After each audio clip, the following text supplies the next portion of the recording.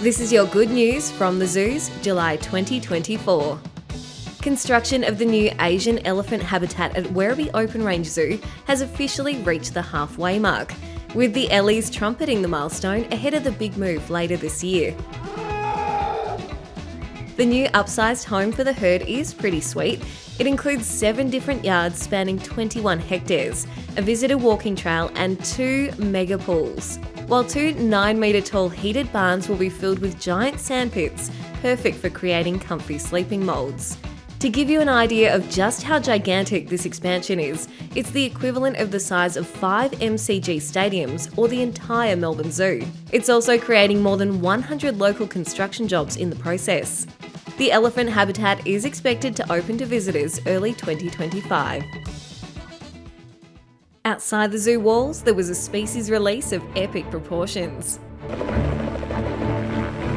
After driving 5 hours, jumping in a helicopter and trekking through the wilderness, Melbourne Zoo and Healesville Sanctuary staff took part in the latest southern corroboree frog release at Mount Kosciuszko National Park. More than 3,000 frog eggs were placed into protected habitats, the most ever eggs released to save the critically endangered native species. Melbourne Zoo amphibian specialist keeper Ryan Mose says releases like this is what it's all about. I really love coming in and hearing the choruses of males calling during the breeding season. Hopefully with these releases, people will be able to go to Mount Kosciuszko and hear that for themselves one day, just like we do in the recovery program here at Melbourne Zoo.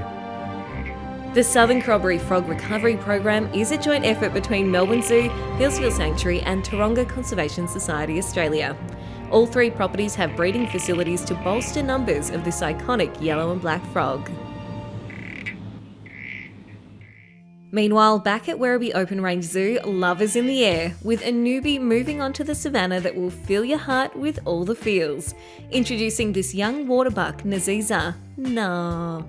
A little antelope with a special heart-shaped nose who leaves a trail of hearts wherever she goes because of her heart-shaped hooves.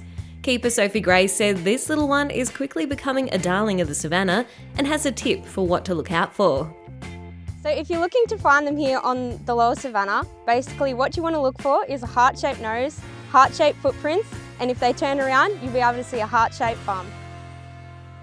At Melbourne Zoo, dentistry has reached new heights. Vets performing a checkup on giraffe Nakuru, who received an x-ray on her teeth.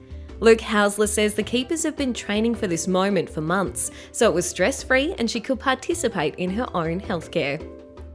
So voluntary dental x-ray training for giraffe is really important. They spend a lot of time eating throughout the day. They spend about 18 hours of their day using their mouths. And so being able to monitor their dental health is hugely important. Nakuru's x-ray results revealed she had a small break in one of her teeth, which is not causing any trouble, but keepers and vets will keep an eye on it.